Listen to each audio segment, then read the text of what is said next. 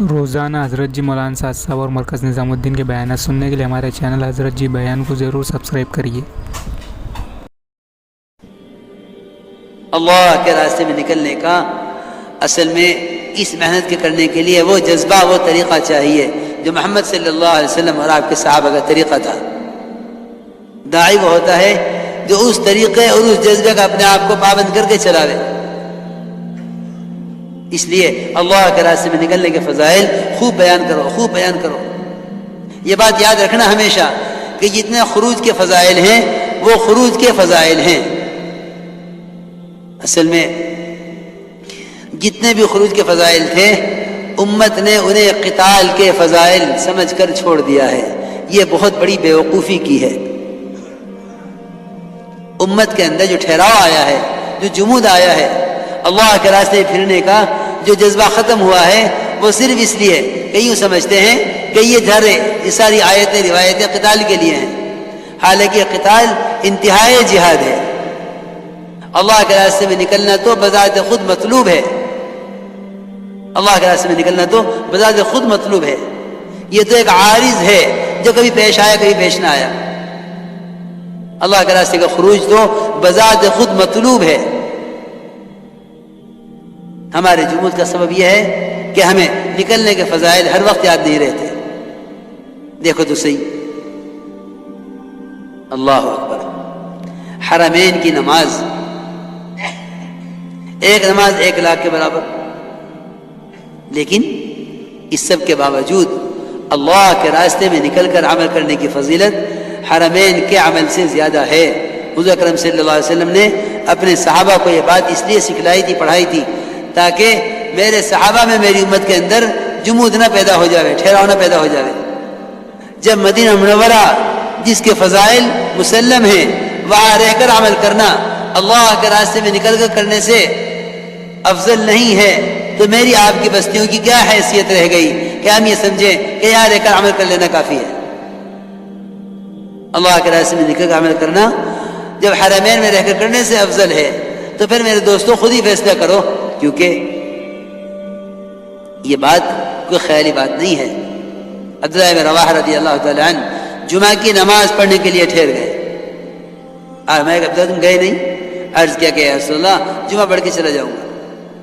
آپ نے فرمایا کہ صبح نکلنے والی جماعت تم سے 500 سال آگے چلی گئی۔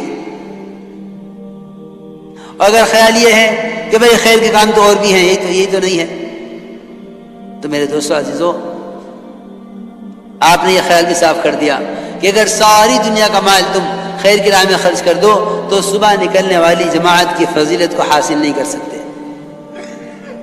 یہ بھی آپ نے خیال صاف کر دیا کہ اگر ساری دنیا کا مال خیر کی راہ میں خرچ کر دو تو صبح جانے والی جماعت کی فضیلت حاصل نہیں کر سکتے۔ یہ بات صحابہ میں اس طرح چلی کہ حضرت عمر رضی اللہ عنہ کے زمانے میں یہ مسئلہ پیش آیا، اور پیش آیا تو معاذ کے ساتھ۔ حضرت معاذ رضی اللہ تعالی عنہ جو سارے صحابہ میں سب سے بڑے مفتی، وہ ٹھہر گئے جمعہ کی نماز پڑھنے کے لیے اور جماعت روانہ ہو گئی۔ حضرت عمر نے پوچھا معاذ تم گئے نہیں؟ عرض کیا کہ جمعہ پڑھ کے چلا جاؤں گا۔ آپ نے فرمایا، حضرت عمر نے فرمایا کہ معاذ کیا تم بھول گئے اللہ کے نبی نے کیا فرمایا تھا عبداللہ بن رواحہ سے؟ اس لیے میرے دوستو عزیزوں، یہ بات صحابہ میں منتقل ہوتی ہوئی آ رہی تھی، لیکن افسوس کی بات یہ ہے کہ اس زمانے میں امت کے درمیان سے اللہ کے راستے کے خروج کے فضائل ختم ہو گئے، اور خروج کے فضائل کو ایسی چیز پر محمول کر دیا جو کبھی پائے جائے کبھی پائی نہ جاوے، جو ہر حال میں موجود نہیں ہے، اس پر عارض پر مستقل کے فضائل کو محمول کر دیا، عارض پر محمول کر دیا ہے مستقل کے فضائل کو، حالانکہ نکلنے کے مستقل فضائل ہیں۔ اس لیے میرے دوستو عزیزو، خوب فضائل ایسا نکلنے کا مزاج بنایا کہ رات کی جماعت بن گئی۔ صحابہ نے عرض کیا کہ یا رسول اللہ ابھی جاویں صبح کو چلے جاویں؟ آپ نے فرمایا کیا تم جنت کے باغوں میں رات گزارنا نہیں چاہتے؟ میاں جی محراب صاحب ہمیں سنانے لگے رحمۃ اللہ علیہ کہ جماعت بن کے بیٹھی ہوئی تھی، حضرت تشریف لائے اندر سے کہ تم گئے نہیں؟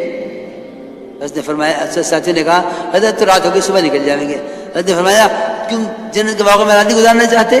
پھر صحابہ کی بات نقل کر کے فرمایا کہ جو اللہ کے راستے میں ہے وہ جنت کے باغوں میں ہے، جو اللہ کے راستے میں ہے وہ جنت کے باغوں میں ہے۔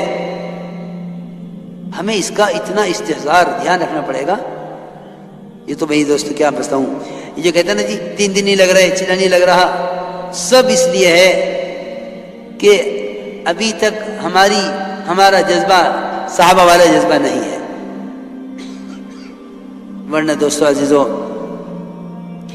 اللہ کے راستے میں نکلنے میں، اللہ کے راستے کے خروج میں کمی کا آنا، جب تک امت اس کو جرم نہیں سمجھے گی اس وقت تک نقل و حرکت کا حق ادا نہیں ہوگا۔ آپ کیوں نہیں یاد کرتے کعب بن مالک کے واقعے کو؟ سارے غزوات میں شریک ہوئے، صرف غزوہ تبوک میں نہیں گئے، صرف تبوک میں نہیں گئے۔ ہر سال نکلتے ہیں، اگر اس سال نہیں نکلتے کون سی بڑی بات ہو گئی؟ ہمارے دل کے اندر کا یہ وجدان ہونا چاہیے، اللہ کے راستے کے نقل میں کمی آنا اللہ کے تعلق میں کمی پیدا کرے گا۔ ایک اشتہ چھوٹ جانا اگلی نماز پر اثر ڈالے گا، تعلیم حلقوں میں نہ بیٹھنا احتساب میں کمی کرے گا، اس کا ہمیں یقین ہو۔ اعمال دعوت چھوٹ جانے سے اس طرح ایمان اور اعمال میں ضعف محسوس ہو جس طرح ایک وقت کھانا نہ کھانے سے جسمانی ضعف محسوس ہوتا ہے۔ یہ اس کام سے مناسبت کا تقاضا ہے۔ اس لیے کعب بن مالک کے واقعے کو اتنا لمبا کیا، 50 راتیں گزر گئی، آپ سلام کلام نہیں کر رہے۔ حضرت فرماتے تھے اس واقعے کا مقصد قیامت تک امت کو اللہ کے راستے کی نقل و حرکت کی اہمیت بتانا تھا کہ اللہ کے راستے خروج کی کیا اہمیت ہے۔ اس لیے میرے دوستو عزیزو، جتنے بھی فضائل ہیں وہ نفس خروج کے فضائل ہیں کہ اللہ کے راستے کی نقل اور پھر اس پر فضائل خوب بیان کرو کہ کیونکہ پیدل جماعتوں سے بڑھ کر تو اللہ کے غصے کو ٹھنڈا کرنے والا کوئی عمل نہیں ہے۔ 2 عمل ہیں حدیثوں میں جو ملتے ہیں اللہ کے غصے کو ٹھنڈا کرنے والے، ایک پیدل جماعتوں کی نقل و حرکت اور ایک مساجد کا اعمال سے آباد رکھنا۔ کہ حدیث میں آتا ہے کہ جو عذاب اللہ کے یہاں سے آنا مقدر ہو چکا ہوتا ہے وہ مسجد کے آباد کرنے والے کی وجہ سے ٹال دیا جاتا ہے، اور اللہ کے راستے کا پیدل چلنا جہنم کی آگ کو حرام کر دیتا ہے، جو اللہ کے غصے کا سب سے بڑا موقع ہے۔ تو جو اللہ کے غصے کے مظاہر دنیا میں ہیں فسادات اور حالات کی شکل میں، کیا پیدل نقل و حرکت سے اللہ کا غصہ ٹھنڈا نہیں ہوگا؟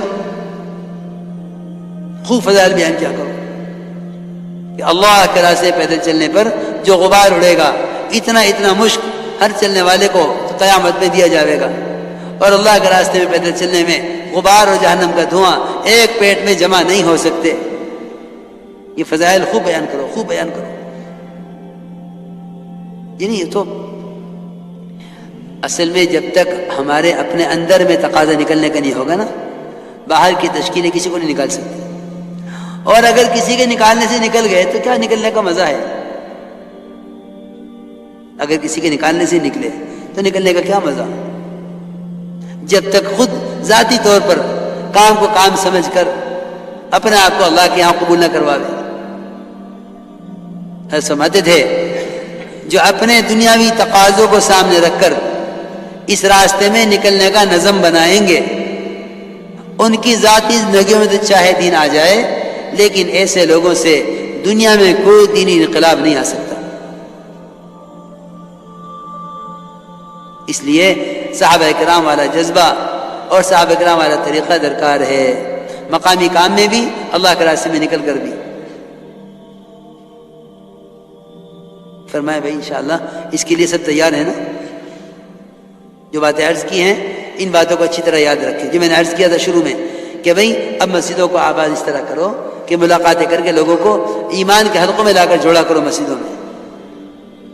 ہمیں کیونکہ سیرت میں یہی ملتا ہے، تو دیکھو حیات الصحابہ میں حضرت نے ایمان کی مجالس کا تذکرہ کیا ہے حیات الصحابہ کے شروع میں، اس کو دھیان سے پڑھ لیجو، اس میں اسی طرح لکھا ہوا ہے انشاءاللہ اسی طرح کریں گے نا.